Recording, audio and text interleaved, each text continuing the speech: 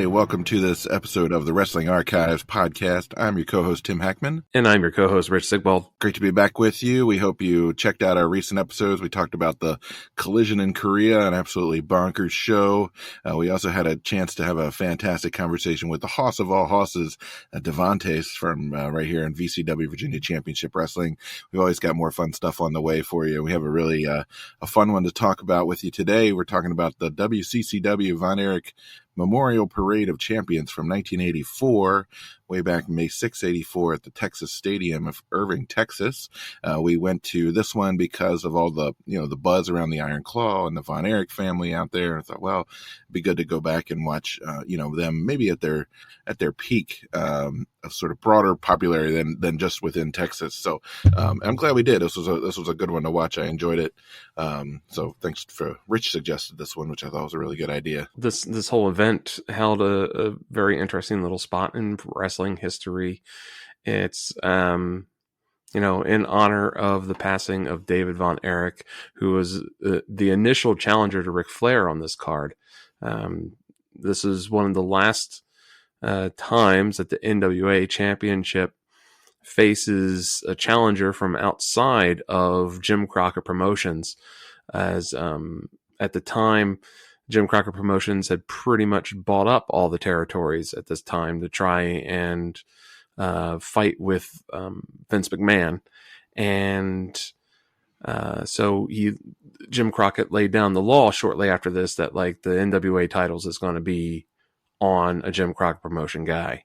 But Kerry Von Erich, spoiler, beats Ric Flair in a super emotional, very supercharged match at the end of this show, and holds on to the belt for 18 days before they have a rematch in Yokosuka, Japan. I think I pronounced that right. Yokosuka, maybe? Got me. Takeshita? Yeah. No, not that That's guy. The other guy. That's okay. Takeshita. Yeah. And that's where Flair wins the belt back after a 30-minute marathon of a match that like has a little bit of a funky ending, but not too much. And then from that point on, the NWA title stays on a Jim Crockett Promotions, and then a few years after that becomes World Championship Wrestling heavyweight title. Yeah, that's about the history of this event. There's just not much out there about this show. Which is kind of surprising because it's a good show. Yeah. So WCCW started in '66 in Dallas by Fritz Von Erich. Fritz Adkisson, I think is his actual last name. Yeah, Adkisson. And this Parade of Champions name kind of was kicking around from the 60s, right? Actually, maybe before WCCW started. It was promoted by Southwest Sports for a couple of times, and then a company called Big Time Wrestling. The one right before this one, it was called the Super Bowl of Wrestling, which I think is pretty good. Like I was making jokes this past week of Super Bowl weekend about this being the WrestleMania of football. Nobody ever goes the other way. It's always the Super Bowl of this, the Super Bowl of that. What about the WrestleMania of football? It's the Daytona 500 of wrestling. It's the yeah. Anyway, so this is the Von Erich Memorial Parade of Champions. It's the first one by that title. As you said, David Von Erich was, on a rocket. He was 25 years old. They sent him off to Japan to sort of work his way up and kind of get ready to fight Flair for the title. He, of course, contracted some sort of viral enteritis, I guess they call it. So it's most common from eating something that has microbes or whatever in it, and kind of turned into a digestive, infection, and it ended up killing him. Very young, very tragic. And so, obviously his family was trying to sort of put the pieces back together. That was February of '84. The show is May 6, '84. So still, very fresh, I'm sure, very painful for both the family and the fans, to think about how just how huge the Von Erichs were in that particular region, and how much a part of daily life their promotion was, and those boys. So it's, it's cool to see it here. It's very, like I said, it's very sad in a way, but I think they do a good job of putting together a show that kind of honors David's memory and gives the Von Erich boys really a chance to shine. Yeah, there is some controversy around David's death. Apparently, Ric Flair claims in his autobiography that Bruiser Brody, who was a friend of the Von Erichs, removed any kind of evidence of a possible drug overdose that was there. They suspected, the theory was that he overdosed possibly on hydrocodone, but Brody showed up and removed all the drug paraphernalia before the people could get there. But the Von Erichs do claim that it was caused by a ruptured intestine from acute enteritis, as you said. And that is the actual cause of death listed on the consular report, because he died in Japan. Yeah, interesting. I hadn't heard that. Either way, not great. No. And the family of tragedies. The family of tragedies. I didn't realize. So he had a first wife. He was only 25. He's married to his first wife, Candy. They had a daughter who died of sudden infant death syndrome at like 2 months old. I know, like, this family hasn't been through enough. When you have a kid, they talk to you so much about SIDS that it's absolutely terrifying. They scare the bejesus out of you with everything. And so, like, you end up, part of the reason why we didn't sleep when we first brought our kid home was just because we were terrified of SIDS. Because, like, they're like, well, if he sleeps at more than a 10-degree angle, he could develop SIDS and die. If he rolls over, he could have SIDS and die. If he doesn't face north by northeast and fall asleep on a prime number, he could develop SIDS and die. So what's the not to get off on a tangent or anything, because I know there's been different things. Patton Oswalt does a bit about this, about like back to sleep versus, people always put babies on their stomach for the longest time, and then there was a thought that was sort of created these like pockets where you're basically just breathing your own CO2, and then they die from that. Is it still put the kid on the back? Is that so right now they say put the kid on their back. And the terrifying thing was that our child would roll off of after he started rolling just the slightest bit, the moment you laid him down on his back, he would roll over. And we're like, oh God. And we would roll him back over, and right back over he would go. Mm. And so eventually we talked to the pediatrician, and the pediatrician was like, well, if he's able to roll on his own, he's also able to roll back on his own and recognize that he can't breathe, and he'll move. It's like, oh, okay. So we shouldn't worry. And like, no, don't worry. It's okay. Yeah. Because like, you have to make sure your child sleeps on a flat, hard surface, because not just because of SIDS, but because of like their bones are growing, and like if their body can conform to like whatever cushion is, their bones might not grow straight, or their joints might misalign. Jesus. And suddenly they just like dislocate a shoulder while they're sleeping, and like, this is horrible. But eventually we did get him a slightly softer little pad for his bassinet, and he started sleeping much better. And the doctor was like, yeah, that's fine. It's like, okay. They're like, okay. Do what's best for your baby. Like, but this blog says that I might murder my baby, and this blog, so yeah. Well, so that's our. We're not doctors, we're not pediatricians, but the doctors say back to sleep these days. So, yeah, I feel for them. Ask your doctor about it. Anyway, that was terrible.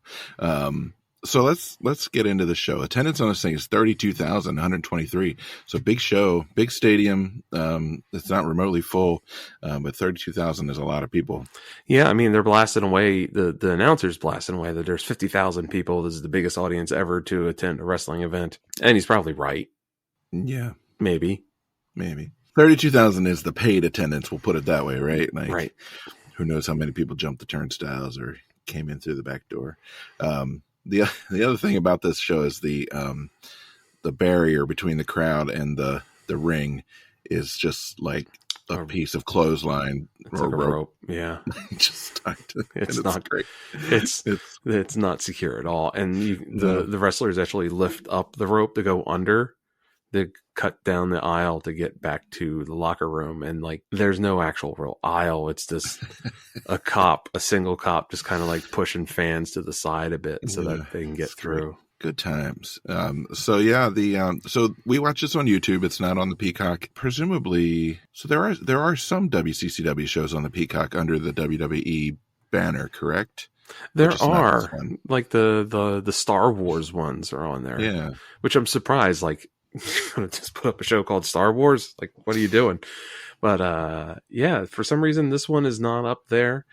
I could make the similar speculation that people make about them not having Collision in Korea up there, that like the huge attendance kind of breaks WWE's story narrative, that like, this is the stuff, that like WWE always held the attendance records all the way through, when it's clear that that's bullshit.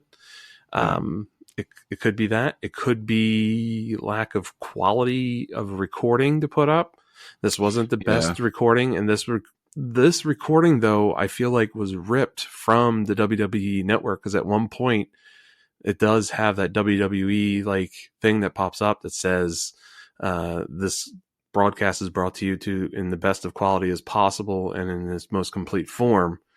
Little thing that they flash up on these shows because of technical difficulties with the original, or blah blah blah, whatever it says. Yeah, something like that. So I don't know why this one is not up there. Maybe it's there in international markets where they still use WWE Network. But here, since they use the Peacock, they didn't put it on Peacock for some reason. Who knows? This is definitely one of the title changes that the WWE and the NWA recognize. So it's not like they're trying to hide that. Yeah. So I don't know what's up with that.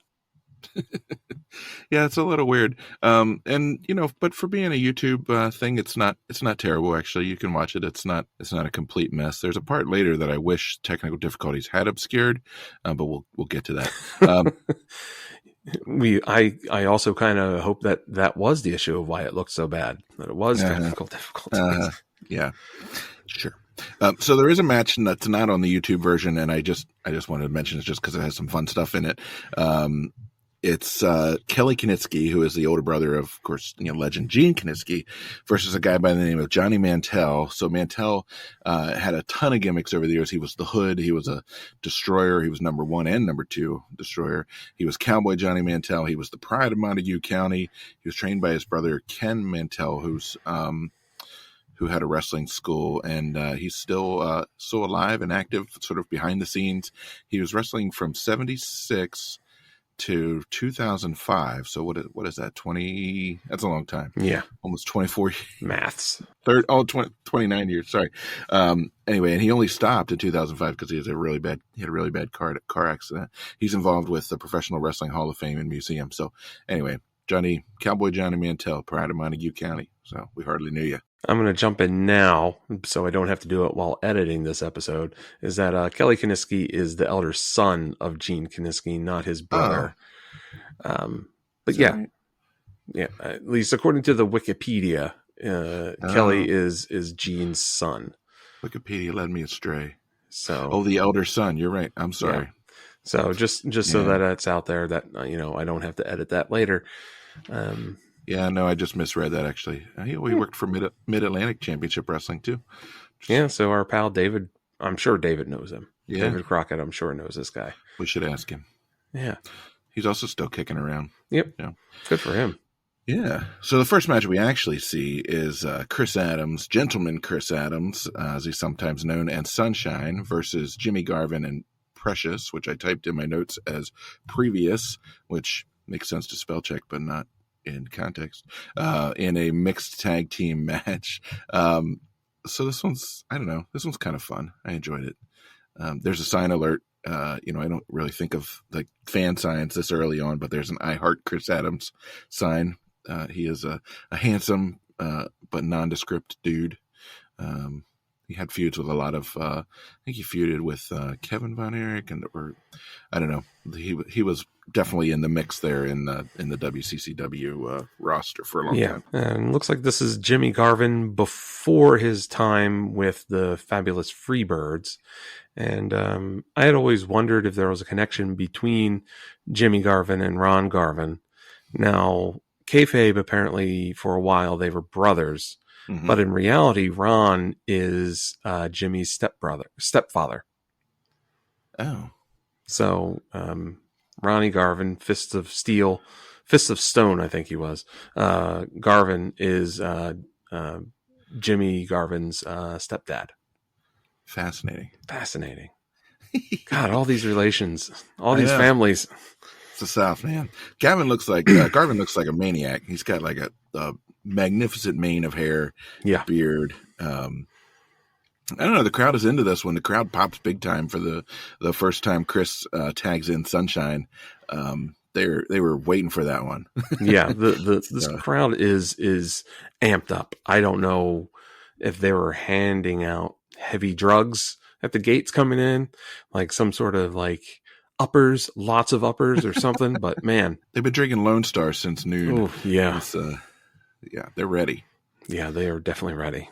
They got a bad case of heartburn and they're ready to take it out. Precious is really good at getting heat, but she doesn't know how to work. She botches a couple of things. No. She gets a slingshot into the turnbuckle that she kind of fucks up, and she does some other things later. And she's like running around and acting crazy, which is really all you wanted her to do. Chris does this weird leg drop where he like lands on his back at the same time. Like I feel like that's just hurting yourself. So yeah, during this match, the commentator, who I don't think we ever get introduced to, spoils the main event finish. So we know that we're not watching this a live broadcast. So well, he's just like, and that's right, ladies and gentlemen. Later on, you'll see Kerry Von Erich beat Ric Flair for the World Championship. Like, dude, come on, thanks, dickhead. Damn it. I don't need to watch the rest of the show now. Yeah. Let's see what happens. So Chris, does that leg drop. He reverses a pile driver into a body drop. He tags Sunshine in again, and Garvin trips her up, which he's not allowed. He's not allowed to touch the female. And then he holds her up so Precious can slap her around, which I just personally found very rude. I didn't like that at all. I missed the pin because Sunshine is like tossing Precious out of the ring and everybody's paying attention to that. But Chris does get the pin and the win there. So yeah, and then Sunshine chases both Garvin and Precious down the aisle and starts pounding on them in the middle of the crowd, which is a great finish to a match. Yeah, and everybody runs off into the tunnel. It was great. Very chaotic. It's a good finish. The next one is a couple of like stud muffins. Butch Reed, who we just lost not too long ago, versus Chick Donovan, who looks like, how would you describe Chick Donovan? He's got like this kind of blonde, long, like straight blonde hair. He's got like a sleeveless t-shirt. He looks kind of like he's trying to do like a rock and roll kind of thing. But maybe he's a hippie. I couldn't figure it out. But he's huge and jacked. Yeah, he's definitely in like really good shape. I don't know. I would almost say like he's still stuck in the 70s in his look a bit, right? Yeah. Yeah, it could be. I found some other pictures of him. He's got kind of like gold lame and that sort of thing. It's a little Lex Luger-ish. Yeah, I can see that. Yeah, I think that's where I would go. There's some pictures of him that came out like I think it was maybe just a year or two ago, where he's still all jacked. He's 76 years old, but his face is not good. Like looks like the Crypt Keeper. Yeah, don't Google it, people. You'll regret it. Like Mr. Burns on The Simpsons or something. It's not good. Poor Chick. But anyway, so these guys get into it. Did you like this one? I can't remember actually what happened. I thought Butch Reed was doing a good job being a heel, just working the crowd really good.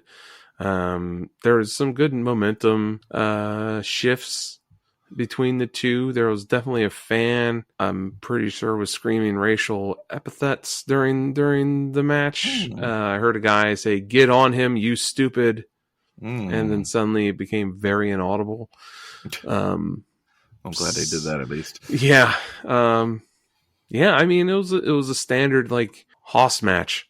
Big guy, yeah. To take the term from our friend Devante's, it was a Hoss match. That's what this was. Two big old guys being big old guys. Yeah, the hoss of all hosses. So Butch Reed takes this one in about just a little under 4.5 minutes. So it's pretty short to get right to it. By contrast, this next one lasts forever.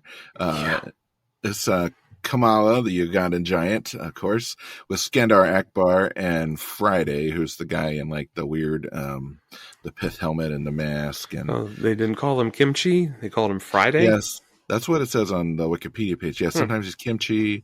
We think we know that Downtown Bruno was in the mask sometimes. It's been other people. Yeah. Anyway, versus the Great Kabuki with Gary Hart. So Kabuki comes in and it just an awesome like outfit, like Japanese mask and like the whole gimmick. They bill him from Singapore, the greatest martial arts expert in the world. Yeah, he's wearing his melting pot of sin garb. Oh. And the commentator says, "I'm reluctant to say two men when these are really beasts." And that also Kabuki's face makeup covers scars of his childhood from growing up in the melting pot of sin. Okay. They're really driving home this melting pot of sin business. Is that Singapore? Maybe. Could be Hong Kong. Yeah. Like the Kowloon district of Hong Kong, maybe. I don't know. The only thing I know about Singapore is I appreciate their rice noodles. Singapore noodles, they're very spicy. I know that's where Crazy Rich Asians took place, and my wife loves that movie. And I honestly kind of love that movie too. And she wants to go to Singapore desperately. And I'm just like, I don't think I can eat without gluten there. Mm-mm. I think it's going to be trouble. I'm pretty sure she can't eat vegetarian there either. Everything's going to have fish sauce in it for sure. I don't know. That's one of those places like Hong Kong. I would just be kind of terrified to visit. It's like too big. It's too much, you know? Like, I think I'd feel safer in Singapore than Hong Kong, especially now that Hong Kong's Chinese. Yeah. Like a friend of mine went to Hong Kong years and years ago for a math conference. I don't know why they need math conferences. Like 2 + 2 is 4 still. But like he apparently got served like undercooked shrimp and like was basically trying to down as much anti-diarrheal medicine on the flight as possible. Oh no! But all the packaging was in Chinese, and he had to basically try to like mime to a pharmacist what was happening to him. Oh. And then he's on the flight home with diarrhea from Hong Kong to DC. Oh no. That's my favorite country song, Diarrhea from Hong Kong to DC. Yeah. He survived. So good for him. But yeah, there's definitely a lot of the sort of the what do I want to say, the exoticizing, everybody in this match is so Kamala is deadly, cannibalistic, and unpredictable, and later he says he's aggressive and cannibalistic, and I don't know, they really leaning into the uncomfortable stereotypes in this match. Oh yeah, but I mean, it's Texas, so that's a good cheap way to get heat down there. I will say that Kabuki has double nunchucks that he uses pretty impressively. He does like the little flipping him around thing, and the crowd seems to like that. Yeah. So that's pretty cool. This match is boring. Yeah, I thought this was weird that the match was between two heels. Yeah. That's a very odd choice for booking here. Like the crowd, so then the crowd doesn't really care who wins. Kamala does get his famous patented, we've talked about it before, the titty grab. Yep. And on Kabuki, and it looks incredibly uncomfortable. Yeah. Very painful looking.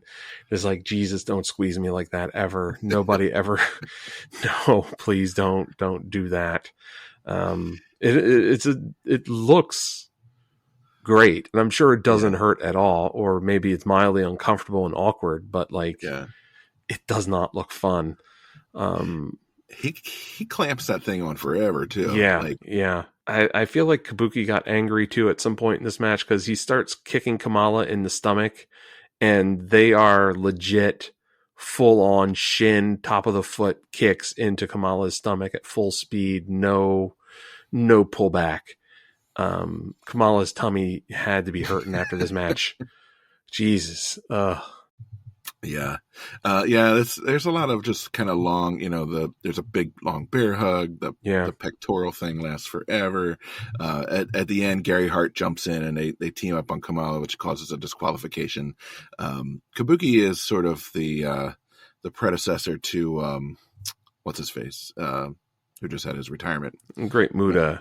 Yeah, the Great Muta. He was the first guy to do the spitting of the mist thing, and the face paint, and the karate pants, and he's sort of the martial artist from the Far East. The Far East, the Oriental lad, as they'll frequently say. Yeah, that's that guy. Yeah, that's bad.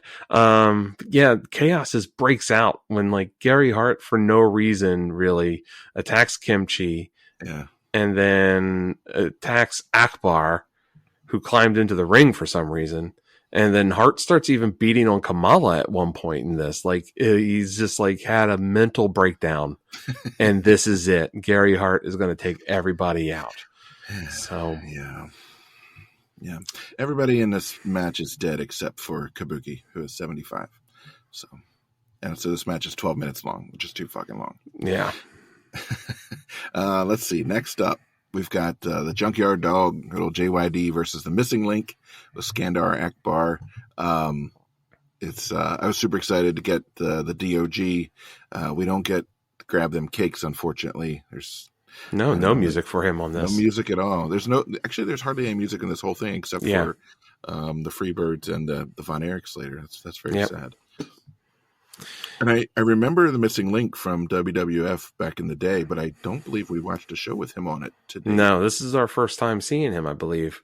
He's he looks kind of like the Barbarian, but he's got a Bozo the Clown like hair, where he's got tufts of hair out the side and a big tuft of hair in the middle. It looks like the barber had like a seizure mid haircut and just went all over the place. Yeah, I mean, I always have respect for these guys that do that because, I mean, that's not a look you can just do on the weekend. Yeah. Right? Like that's a look you have going to the grocery store, and that's the look you have going to the doctor, and like these are looks that are going to get people wondering if you need medication of some sort. Speaking of which, there's a guy in Adrenaline Championship Wrestling here that this made me think of, that he kind of wrestles as if he's his own manager. So like he somehow interferes in his own match and stuff like that. It's really kind of weird of what he does, but half of his face is clean shaven and the other half has a beard, and he's also shaved half of his head, and the other half of his head is balding with like male pattern baldness. Like, it's a very interesting look, and for an independent wrestler to make that kind of commitment to his look is a very strong choice, because that guy is going to like his day job, right? He's trying to sell people insurance with half of his head shaved, like half of his face being hairless and the other half is fine. And he's like, maybe he works at Starbucks and he only keeps one side turned towards the counter at all times. Right. So like that guy is dressed like that, and like he's working the McDonald's drive-through and only one side faces out the window or something. Well, that'd be great too, because if you like give somebody shit service, they'll be like, "Oh, it was the guy in the drive-through with the beard." And you can just spin around. That wasn't me. I don't know that guy. Yeah, I didn't see anybody back there. Yeah. Anyway, this is another just sort of chaotic match. Junkyard Dog gets the chair almost right away and smacks the Link in the head with it twice. The crowd is super into the dog. They love him. He can do no wrong. The Link gets a lot of good boos from the crowd. I think probably mostly because everyone loves Junkyard Dog. Yeah, I mean, Missing Link also tries to impersonate Junkyard Dog. He gets down on all fours and like barks and starts chasing Junkyard Dog and tries to headbutt him, but then Junkyard Dog is black, and so therefore his head is impenetrable, just like a Samoan. Everyone knows that. Everybody knows that. This is pro wrestling lore. It is in the canon that It's established. if you are a minority, your head most likely cannot be injured. It's very hard. It's so funny. Yeah. There also, so we get the big headbutts from JYD. He also hits these big old ham bone punches. He throws some good punches, actually. I like that a lot. And Akbar holds the foot so Link can get the win. And the refs count 3 on the dog, and they're like, oh, the Link won. And then they get together and reverse their decision. At which point Link picks up the wooden ring steps and headbutts them hard enough to sound like you can hear it on the. It's bad. Like, it sounds really fucking painful. It's like crack, crack, like twice in a row. Like, and then they're off and it's over. The crowd went bananas when Missing Link got the pin. Yeah. I think the refs had to turn that decision just to keep from an actual riot breaking out, because goddamn it, Junkyard Dog can't lose, especially in front of 32,000 in Texas Stadium that's been pounding Lone Stars and sitting out in that Texas sun all day. They did not come here to see Junkyard Dog lose. That's right. I came here to drink Lone Stars and see the Junkyard Dog win, and I'm all out of Lone Stars. Yeah. No, fun match. It's funny. Wikipedia actually doesn't have a time on that match, so I don't know if it ever actually officially got underway, or maybe it's just they couldn't figure it out. No, they don't have the time for several of the other matches following up after that. So yeah, they also don't have a time, and I don't have a time for this one. The Rock and Soul, which is convicted sex offender Buck Zumhofe. I just feel like I have to say that. It's important. And the Iceman King Parsons, who's a big old dude. I don't know if we've seen him before, versus the Super Destroyers, who are Bill and Scott Irwin. And those guys we've seen before as the Long Riders, and we've seen them in other combinations. And they also have Skandar Akbar. Apparently Skandar Akbar just manages every fucking bad guy in his whole territory. He's like Texas's answer to Bobby Heenan. Yeah, he's got the Skandar Akbar family. He is all over the show. So yeah, Buck Zumhofe, who we are familiar with from the AWA and his rock and roll gimmick up there, where he does not use rock and roll music, and he continues not to use rock and roll music, where he comes down to "We Are Family." My Sister Sledge, not a rock and roll tune. No, and not exactly the song that I would connect with Buck Zumhofe. And probably now knowing his history, definitely don't want to associate with Buck Zumhofe at all. Maybe that's the reason this isn't on the Peacock. Yeah. They have Buck Zumhofe on other things, but that is one thing I will mention is that I appreciate this not being on the Peacock, because then we haven't had their lame ass music overlays of copyrighted songs with generic ripoffs of them, so that we can actually get a sense of what music was used for the event, which me being a music nerd enjoy. Yeah. He's got child molester facial hair, and this is many years before he was actually convicted. So again, I feel like we all should have known. So the Super Destroyers are representing Devastation Incorporated, which I don't know what that is, and of course the Akbar family, or whatever he wants to call it. Rock and Soul get the win. There's a bunch of nonsense. I don't know. Did you note anything in this one? This is for the NWA American Tag Team Championship. I mean, I thought Iceman was doing a little bit of a JYD impersonation. I just got distracted because, I made that Buck Zumhofe joke about We Are Family, and it turns out that his second arrest was 12 felony counts of sexual misconduct for sexually abusing his daughter. Oh yeah. So the first one wasn't necessarily his daughter back in the 80s, but his one in 2000s, that was his daughter that he did. And so, sorry, I got a little distracted and yucked out by that. Yeah, that's nasty. Yeah, I just, I don't know. This match was all right. It was all right. I found it also humorous. I mean, I should say that I watched this match while I was sick with COVID and a little out of my mind, that the Super Destroyer's tights say Super D on them on the side. that was cracking me Yes. up. Yes. I love it. Yeah, the ref completely lost control of this match, and then Buck and Ice steal one to become the new champs. That's it. Yeah, that's over. Yeah. It's a good thing because here we come with this thing that I was kind of hoping that technical difficulties would prevent me from seeing it, and it is the premiere of the Bad Street music video featuring the incomparable, is that the right word? Michael Hayes. It's a little hard to describe. I found the lyrics, and we can read those because I think it's very important for us to be able to share Michael's poetic thoughts with the world. But it's got two prime pieces going on. There's sort of grainy black and white B-roll footage of Bad Street, which mostly looks just like black people just kind of hanging out, which apparently is scary to Michael Hayes. And then there's color, slightly glossier footage of him and his band, where he's I'm call it singing. I don't know. Over the most basic guitar riff you've ever heard in your life. Yeah, he's rapping.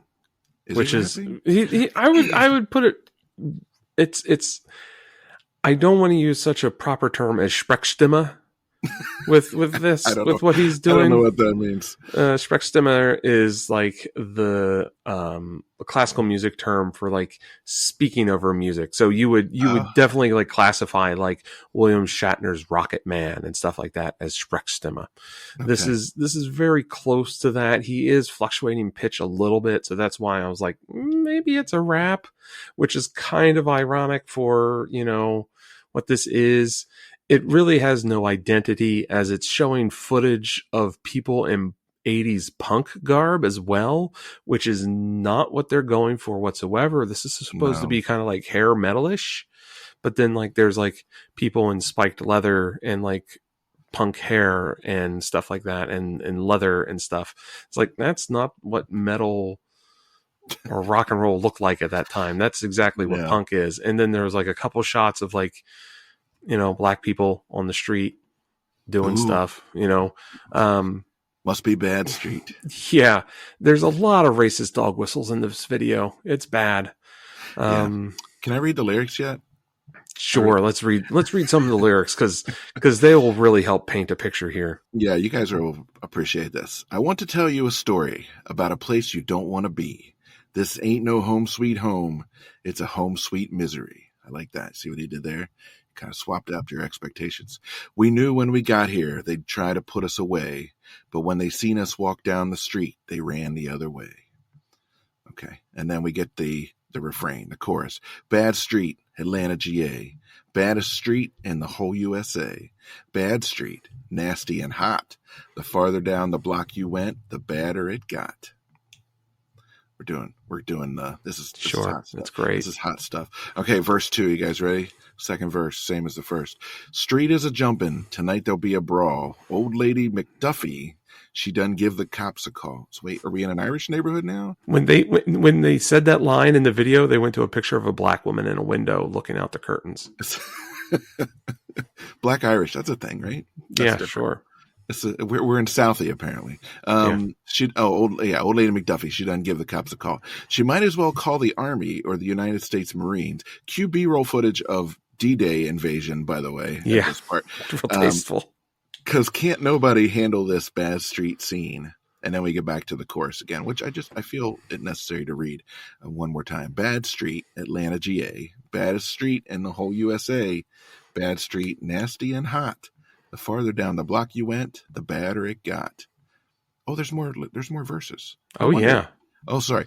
Are you holding it? You're holding up okay? You doing all right? I'm trying not to throw up, but let's go. 17 punks came calling. That's a very specific number. Yeah. And they thought that they were hot. He sure likes the word hot. Hot. They thought that they were nasty and could make it down too. Our block. Yeah. But I'll never forget hearing that ambulance driver say, someone should have told those boys about Bad Street USA. All right, we're going to take it to the bridge. So don't you come looking on this side of town, because this is where the Freebirds live and everything's going down. If you don't know by now, we always get our way. That's the way it is down here. Can you guess where? On Bad Street USA. Bad Street USA. And then we get 2 more shots of the chorus. We live in the last house on the right. Bad Street, baby, anytime. That's just a little coda for the kids. So there you have it. Bad Street USA. Michael P.S. Hayes. Track 10 on an album called Off the Streets from 1987, by the way. He's the bard of our times. Yeah, so this album also includes a cover of Howlin' Wolf's Ain't Superstitious. When the Love Comes Down. I don't know if that's a cover or not. Also, Boys Are Back in Town, which I assume is a cover of the Thin Lizzy song, and a song called Heartbeat Away. What? These are all written by Michael P.S. Hayes. That's what it says. Yeah, they are. He wrote this stuff and sang him. Anyway, so that's the thing that happens on this show. Yeah. We had to watch it, and now you guys have to hear about it. So there's some other footage spliced in, which actually I kind of liked. And it was footage of like the Freebirds doing stuff. Yeah. One of them that was the best part. One of them was video footage of Terry Gordy punching out a fan at ringside. Nice. Like the fan is in the front row, on the proper side of the barrier, and is just giving him the business, is yelling at him like a fan would, and Gordy socks him right in the mouth, and the dude drops like a sack of potatoes. Like he goes backwards on his heels and all the way back down to the ground in footage. I'm like, I don't think you really want to put video of yourself doing that out there? Okay. And then there's also footage of Michael P.S. Hayes wearing his Confederate garb, his Confederate jacket. And all I could think of is like, man, I don't really think you would wear that down a bad street in Atlanta. I don't think that would be a good move for your life. Yeah. That's not a good move, man. I don't think you've ever actually been to Atlanta if you think it's okay to wear that. I just did a quick search while we're sitting here of Terry Gordy punches fan. Spoiler alert: there's more than one result. Oh, I'm sure there is. There's one where a fan like steps across the rope and kind of does like this hands out thing, and does a sort of like hands out thing, like, what are you gonna do? Hit me? And he does. him so hard, the ball flies back like 2 rows. Yeah. And then he stands up and tries to light a cigarette, like, oh, I meant to do that. But the guy's like barely walking at that point. Anyway, it's a thing. It's very. I like the part with the Freebirds clips too. There's a clip from a cage match, and they kind of managed to sync it up with like the punching happening in time with the music. Yeah, which I thought was kind of cool. So, all right. It was like the editor finally came back from a smoke break. It was like, this is all shit. Let me fix this. And he's like, you guys are just going to loop the shit that I just did for 20 seconds, right? Over the rest of it. And they're like, oh, yeah. We'll do that. Yeah, sure. Like, cut it, print it. Anyway, Michael Hayes is a fucking menace to America. I'm glad this era is over. All right. We had a co-main event. You ready to talk about them? Yeah, let's do it. These are some good ones. This is the whole show, people. You kind of put up with the rest to get to here. So first off, we've got Fritz von Erich, the patriarch of the von Erich family, with sons Kevin and Mike, versus the fabulous Freebirds, which is Buddy Roberts, Michael Hayes, and Terry Gordy. Again, the Freebirds have had various incarnations over the years, including one of the Garvins. This is a 6-man tag match for the NWA World 6-man Tag Team Championship. You don't have to call it a trio. It's just 6-man. It's fine. And it's not a belt. It's a trophy. They don't have belts. It's really weird. I wonder if that's because it's like, all right, having to buy 2 championship belts for the tag teams is a lot of money. 3 matching ones, get out of here. Just give them a massively huge trophy. Yeah, like a share it. 6-foot tall trophy. Yeah, they can pass around on the weekends or whatever. So, I mean, the crowd is unbelievable. And Stranglehold is such an amazing entrance song. Yeah. I'm glad that doesn't get overdubbed. Even if Ted Nugent the person is garbage, that song fucking rocks. Yeah, it's a good choice for them to come out to. At this time, I guess we probably don't know that Ted Nugent is dirt. That's true. But I had always heard that the Von Erichs are very popular. I'm like, yeah, okay, they're popular. But boy, that music hits and they come out and that stadium becomes unhinged. Yeah. Take the biggest like Hulk Hogan pop you've ever heard, mix in a Road Warrior pop into it, and then turn it to 11. And that is what this crowd does, because like it's got Fritz coming out and it's got the two boys with him. Man, that family, those people loved them. Yeah. I've never seen anything like that. They were an institution, and it was sort of, I think, because it was a family thing, it's like these are your neighbors, right? These are your the kids down the street that you've watched grow up. Kerry comes out with them to send them off to the ring, which I thought was really nice. He's proud of them. They're all together. I think there's a lot of that throughout these last two matches, which I think is really cool. Fritz looks like he could still get down. Like he's a little heavy, but he's wearing like a denim shirt and jeans and a belt, which will be very important later. Yeah, this is a come as you are match, as they call it. You wear whatever you want to wear, dress. So like one of the Von Erich boys is barefoot. The other two are in cowboy boots and big old belt buckles, and just everybody's ready to kick some ass. And the Freebirds don't know what's coming at them. Yeah. And before the match even starts, there's chairs flying into the ring and fighting. And just, I think it's Michael Hayes starts bleeding before the match even starts. Kevin gets a cut on his hand. Yeah. Before anything even gets underway. Yeah. So there's blood before the match starts. And then at some point, the one ref that's in a red shirt, one of the referees jumps in the ring. Is like, I know there's no rules of this match, but there is going to be one rule. You got to tag in and out. It's going to be 2 men in the ring at a time. That's it. That's it. That's it. If you don't, I'll throw you out and it'll be 3 against 2. And that rule lasts for approximately 5 seconds. Yeah, it didn't matter. I wrote that down too. I said the announcer lays down the law, but let's see how long this actually lasts. Yeah, I'm not entirely sure why Buddy and Terry are wearing half shirts, but again, it was the '80s. It was a weird time. They just saw Bad Street. They just saw the video. I get it. They're bad. They're so bad. They want to hang their navel out. No, Jackie was watching this bit with me, and she said they look like middle-aged moms. That's a good description. So I got like perms and anyway, Kevin working in bare feet. That was like one of his things that always tripped me out. They show that in the movie. It's just like that just seems like a recipe for some broken metatarsals. Yeah, I don't know how the Samoans do it. I don't know how Matt Riddle does it. I just no. At the very least, you're going to get the athlete's foot. Yeah. Have you ever had that? That shit itches like fuck. Yes, it's horrible. I got that as a teenager because teenagers are disgusting. So at one point, Fritz takes his belt off and just beats the fuck out of Michael Hayes across his back. It's so great. It's my favorite spot on this whole show, I think. Like a rented mule, and the crowd is just wetting itself. It's like they bought a ticket specifically to see Fritz whip the shit out of Michael Hayes with a belt. They were so excited when Fritz got tagged in. Holy shit. Like that stadium was the home of the Dallas Cowboys for ages. And I don't think that stadium ever got that loud for the Cowboys as it did when Fritz came in. That was nuts.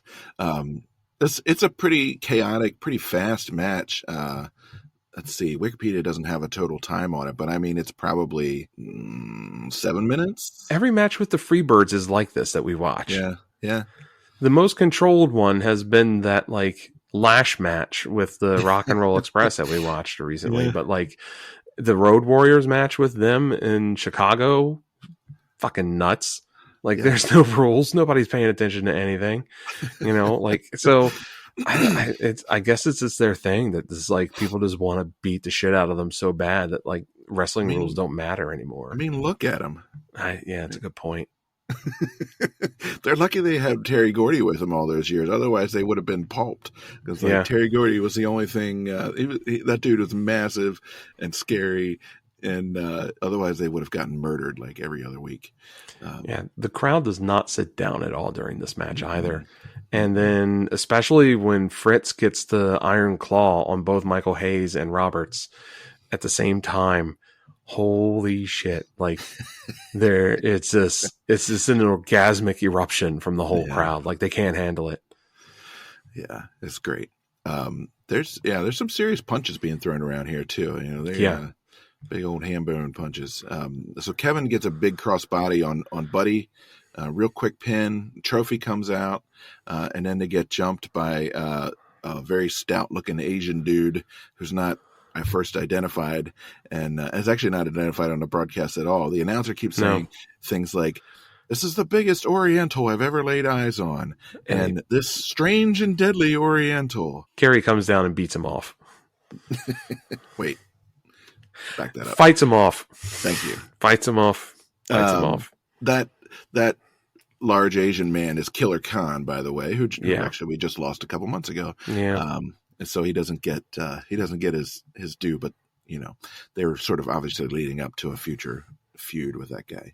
Also known as one of the toughest men in pro wrestling besides Haku. that guy apparently was totally open to just whipping anybody's ass. It's terrifying. Anyway, a chaotic match, but a really nice, really nice moment, and see the boys, see the crowd just really get behind them. See Fritz still drag his ass in there and lay the wood. It's a good time. All right, here's our co-main event, and now I might pee myself a little because this was really exciting. This is Kerry Von Erich versus Ric Flair for the NWA World Heavyweight Championship.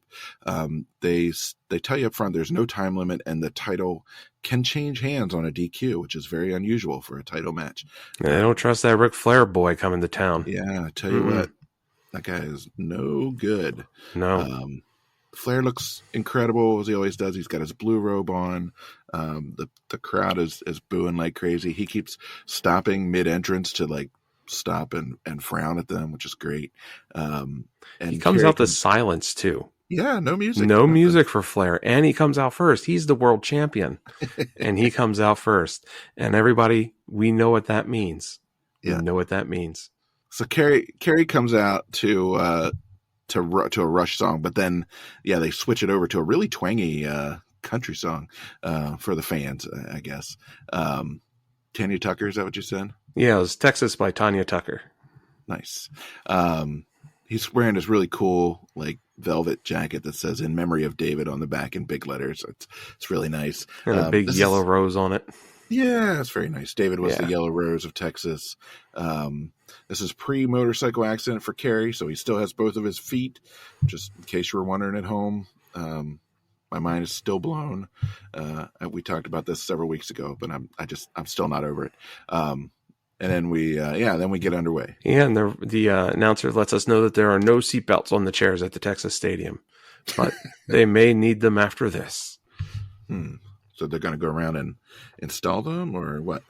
I guess. And there's a big, intense stare down in the middle of the ring before either one of them disrobes into their fighting looks here. And then they are staring down, and the crowd is getting to a fever pitch. It's such great heat building.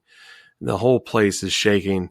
And then Von Erich takes off that beautiful jacket, and every single woman in that place just loses their panties and all self-control. He is such a stud. Like, he is just like such a total package. We've talked about this before. He had everything. He had sort of like the baby face good looks. He had the hair. He had the body. He was tall. He was like rangy.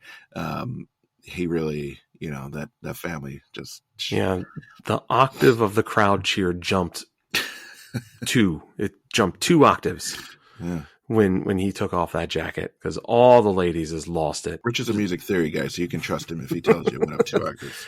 The basic look of Kerry Von Erich, I would say, would be, I don't know, like a bit like, he looks a bit like Matt Riddle, but probably 80 pounds heavier of all muscle. Yeah. and just he's got definitive cheekbones and a strong jawline and long blonde hair. Like, the dude is beautiful. I'm just going to tell you straight up. Yeah. He's a beautiful man, and he is in impeccable condition. You can't get any more muscular or masculine looking than this guy. Yeah. So he would have been, what is this? He would have been about 24 here, which is ridiculous. Like, that's ridiculous. Like, Yeah, and I mean, and you have Ric Flair at this time, and this is the time period where Ric Flair is talking about how he's taking all the women to Space Mountain and leaving them in puddles and stuff like that. But if you put Rick next to Kerry Von Erich, Ric Flair just looks like an old man. Mm-hmm. He does not look studly whatsoever next to him. There's no way he would ever be able to pull off any kind of talk like that in any kind of showdown with Kerry Von Erich on the microphone. In Texas, yeah. Right. Definitely not. Let's see. So Flair was born in 49. So what, to 89 would have been 40. So he's mid-30s here. 34-ish, somewhere around there. Yeah. But yeah, he does look much, especially next to Kerry. He just looks much older. This is a pretty conventional Flair match, I would say. Yeah. A lot of back and forth. Flair sells like crazy. He does he flips over the turnbuckle. Kerry picks him off the top rope and does a big old overhead slam, which is pretty cool. He gets the iron claw on Flair, and Flair breaks it with a low blow. So that's dastardly. The crowd is just going nuts with him the whole time. Yeah, and again in this match, nobody is sitting down. You can literally see people chewing on their nails in anticipation and nervousness during this match in the crowd. I've never seen anything like this with a crowd before. Yeah. It's like they are so invested and they so love Kerry. Yeah. At one point, Flair throws Kerry out of the ring through the second rope, and he hits the floor hard. And a female fan jumps over the ropes and tries to come and help Kerry get back up. And security comes swarming in, and the camera turns away and stuff like that, so you don't see it. And then all you see is him rolling back into the ring. Yeah. But I'm sure that woman is getting like the business on the side there from security for doing that. Terry Gordy came out and punched her in the mouth. Probably. But everybody's on pins and needles in this match, and the crowd it never gets quiet. Yeah. The crowd never settles down during this match. You know how like during longer matches or anything like that, the crowd heat, all right, I'm kind of tired. I'm going to sit down. Yeah. Well, I'll jump back up when the match is over. No, that doesn't happen with this. This crowd stays amped through the whole thing. I will say Kerry's all right in the ring. Like, he's very athletic and stuff. But I don't, to me, there's not a whole lot that really makes him, stand out. It's entirely about the sort of the look and the package, and that, that's part of the business, right? So that's not a knock on him at all. And even the finish is a little bit, I don't know. It's a little humdrum. Yeah, it is. He gets a backslide basically. And then the crowd, of course, goes nuts because he's the new NWA champion, at least for 18 days. But all the brothers come in for a big old group hug, and they're all in the corner. It's very nice. It's very emotional. You can even see a young Chris Von Erich there, who must have been like, I don't know, how old's that kid? Maybe 8 at the time. Probably, yeah. And then the whole locker room comes out. So clearly it means a lot to the whole, not just the family, but the whole promotion, and obviously the whole fucking place and that part of Texas. Yeah. They just, they're there for it. It was literally the world's slowest championship count too. It was like he lands into the backslide and then the ref lays down and then it's a 1, 2, 3. Like, Jesus, man, come on. It's not very believable when the count is that slow that you got. And like, honestly, I just watched the finish to their rematch in Japan, and the finish is very similar. Kerry goes to, I guess like sunset flip Flair into a pin, and Flair just keeps the rolling momentum going and sits on Kerry's legs, and his shoulders stay down, but they're kind of in the ropes, and the ref calls it 3 count, and that's the win, and that's it. So it's like a very like anticlimactic finish too, because like that was very slow motion. I think it really shows Flair's ability to make other people look so good. Yeah. Because, I mean, we didn't see anything spectacular out of Kerry in this match. Mm-mm. But he looks like $1 million because Ric Flair makes him look like $1 million. Well, and even after the win, or the loss in Flair's case, so he lets all the the camera is obviously over there on the family, and that's that's where it needs to be. But he doesn't just like slink off. He sort of stands over to the side and he looks furious, and he's like cussing and spitting and stuff, but not so much that you would like draw attention away from the main event, right? Which is the boys. And then he does come back, after he lets them have their moment, they come back together at the center of the ring. And he tells Kerry, he says, I'll be back.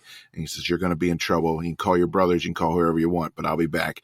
And so like, I thought that was a really cool kind of way to wrap it up. I think that sort of thing has gotten lost in wrestling these days. I think you don't see people like selling it like that. It's sort of like, well, we had the match, that's over. Everybody goes back to the locker room or whatever. But like, yeah, like not treating it like a sporting event. Like, yeah, after like just like the Super Bowl that was this past weekend, yeah, you saw the 49ers being upset that they lost on that last play of the game. And so in this situation, Flair loses to a backslide. That's kind of a weird situation. And, you see his disappointment, you see the former champion's frustration, and then you see him confronting, because he comes over and says, now look, there won't be any trouble today. First, that's the first thing he says. There won't be any trouble today, because he's kind of interrupting the family's celebration, but he tells him that he's not coming over to pick a fight or anything, just that he's coming back. And that he's going to get that belt back. And well, he did, he's a man of his word. But yeah, Flair just makes the situation better. Yeah. He made Kerry look legitimate. He made, and on the same grounds as Ric Flair, which then also elevates the WCCW up some here. And so and with the names that we saw on this card, it's no wonder that like, after Kerry wins, Jim Crockett is like, well, when we get that belt back, the belt's not leaving here anymore. Yeah, it was great. It was a good finish. It was very, I don't know. It just felt like, it felt complete. You know what I mean? Like it felt like it was a whole story sort of wrapped in what, however long that whole thing took, 8 minutes, 10 minutes. Yeah. It was really nice. So, so would you say that was your favorite match, or would you say the tag match was your favorite? I think the 6-man tag with the Von Erichs and the Freebirds was my favorite match. Just because there's just so much going on. There's so much to look at. It's like a car wreck and a beautiful opera happening all at the same time. Yeah, that was probably my favorite too. I'd say the least favorite was probably the Rock and Soul thing, mostly because I had to look at Buck Zumhofe. I don't like that guy. I did like Iceman Parsons there. He was all right. I think my worst match, probably Junkyard Dog versus Missing Link. Yeah. I think there was just so much going on. I always feel like we don't get enough Junkyard Dog match in a match. I feel like it feels very short, and I don't know if that's just because of like his personal troubles with substances is keeping that happening, keeping him down. Like, do we need to watch some show from the late 70s instead so we see him a bit closer to his prime, or what? Yeah.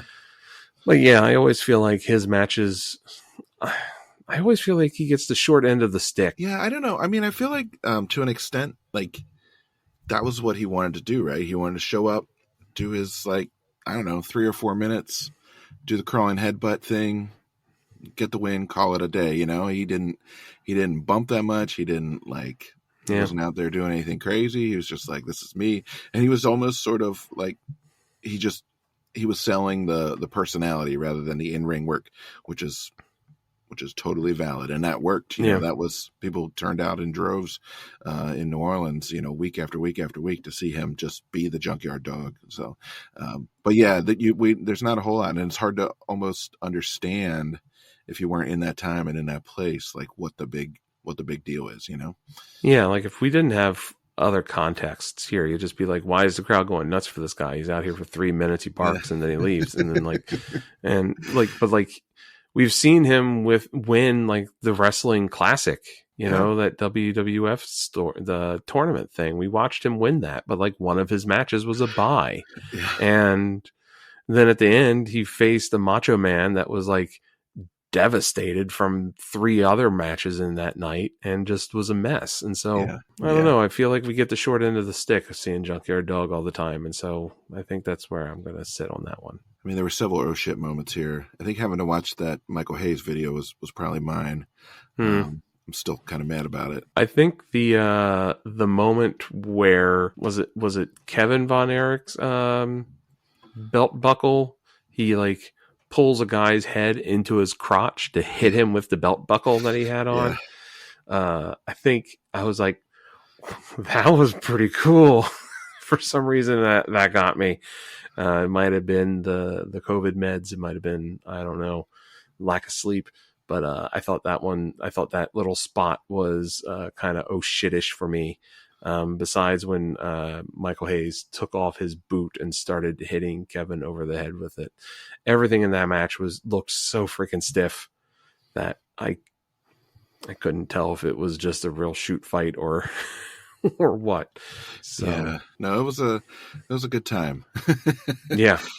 So overall, I think, you know, pretty worthwhile show. You check it out. You can find it on YouTube. Search for Von Erich Memorial Parade of Champions 1984 Texas Stadium. It pops right up.